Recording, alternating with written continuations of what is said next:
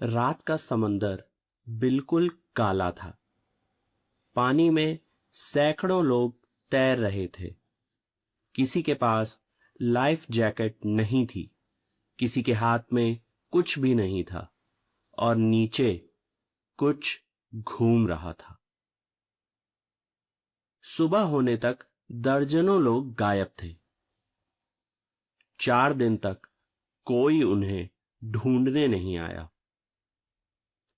ऐसा कैसे हो सकता है कि पूरी नेवी को पता ही नहीं चला? लेकिन ये सब कैसे हुआ? चलिए कहानी शुरू करते हैं। दोस्तों, ये कहानी है यूएसएस इंडियानापोलिस की। जुलाई 1945। दूसरा विश्व युद्ध खत्म होने की कगार पर था, लेकिन एक चीज अभी बाकी थी। एक ऐसा हथियार जो इतिहास बदलने वाला था। एटम बम, जिसका नाम था लिटिल बॉय। इसके कुछ हिस्से गुप्त तरीके से भेजे जा रहे थे। उस मिशन के लिए चुना गया जहाज था यूएसएस इंडियानापोलिस। कोई घोषणा नहीं, कोई शोर नहीं, कोई सुरक्षा नहीं। ज्यादातर सैनिकों को नहीं पता था कि वे क्या ले जा रहे हैं। मिशन पूरा हो गया, सामान पहुंच गया और यहीं कहानी खत्म हो जानी चाहिए थी, लेकिन नहीं। यूएसएस इंडियानापोलिस अब लौट रहा था। जहाज अकेला था, कोई एस्कॉर्ट नहीं। समंदर शांत था, बहुत शांत। कैप्टन का नाम था चार्ल्स मैकवे। अनुभवी, संतुलित इंसान। लेकिन उन्हें पूरी जानकारी नहीं दी गई थी।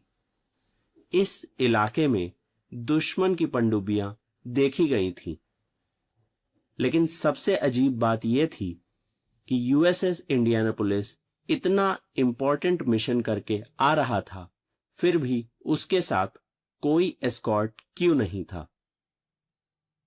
29 जुलाई की रात सब सामान्य लग रहा था।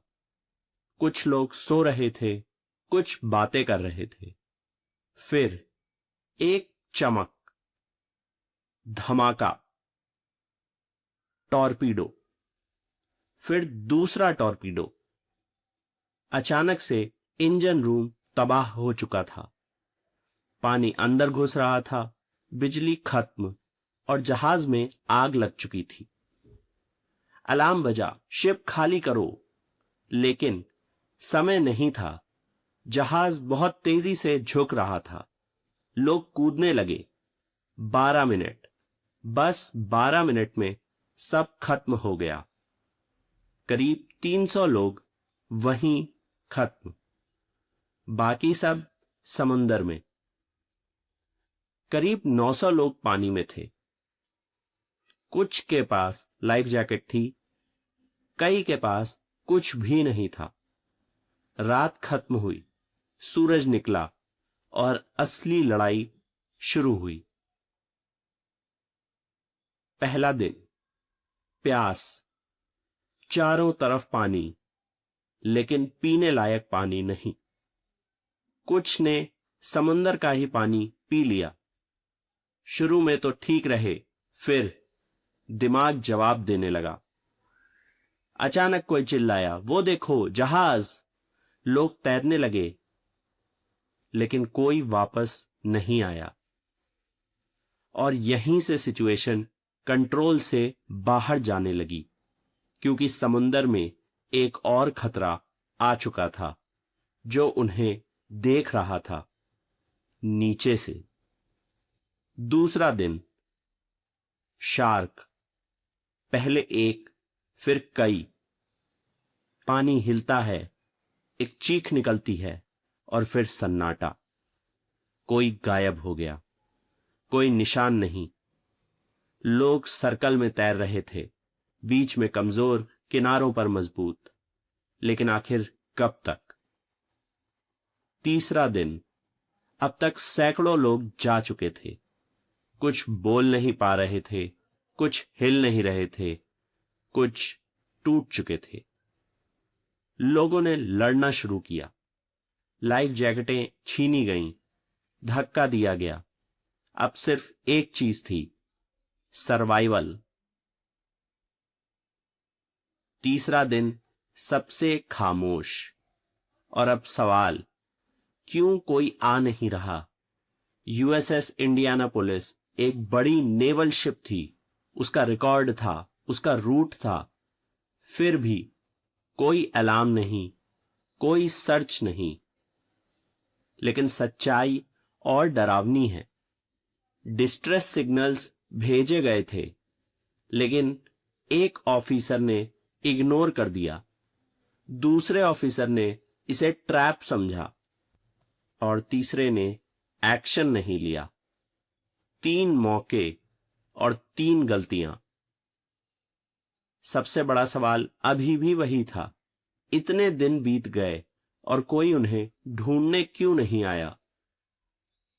चौथा दिन, कुछ ही लोग बचे थे अब, कमजोर, जले हुए, प्यासे। और तभी ऊपर से एक प्लेन।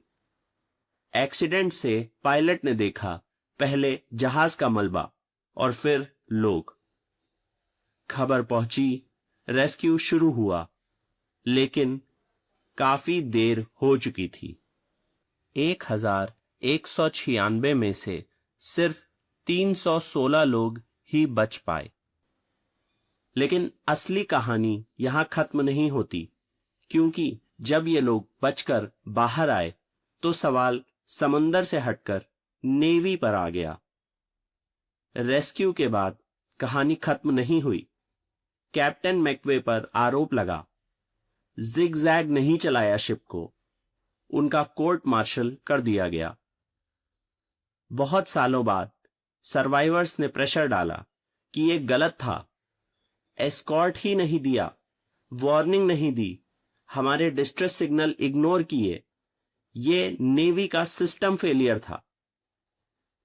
आखिर साल 2000 में कैप्टन को एक्सोनरेट कर दिया गया।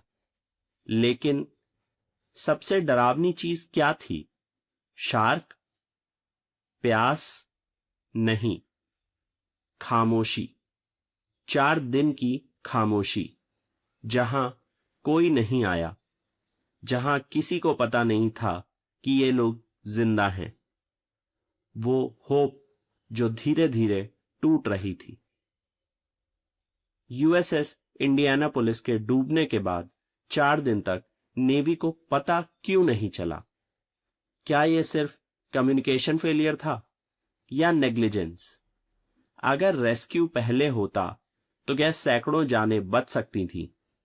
आप क्या सोचते हैं? कमेंट में जरूर बताइए। थैंक यू दोस्तों।